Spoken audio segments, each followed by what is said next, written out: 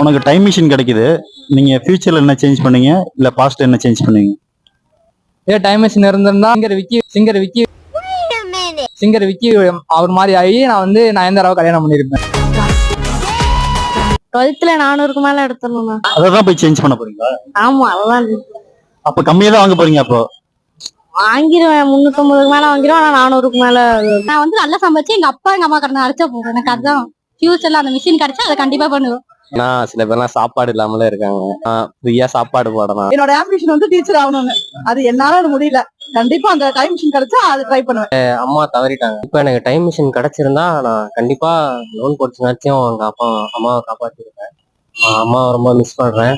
பாஸ்ட்ல போயிட்டு கொள்ளு தாத்தா, எங்க தாத்தா வித்த சொத்தை எல்லாத்தையும் புடுங்கிடுவேன். இப்ப டைம் மிஷின் இருந்துச்சுன்னா வச்சுங்களேன், என் ஃப்ரெண்டு ஒருத்தன் இறந்து போயிட்டான். என் ஃப்ரெண்டை காப்பாத்திரணும்னு ஆசைப்பட்டிருந்தேன். என் ஃப்ரெண்டு என் பேச முடிச்சு சூசைட் பண்ணிட்டான். டைம் மிஷின் கிடைச்சுன்னா பாஸ்ட்டுக்கு போய் என் ஃப்ரெண்டை காப்பாத்தி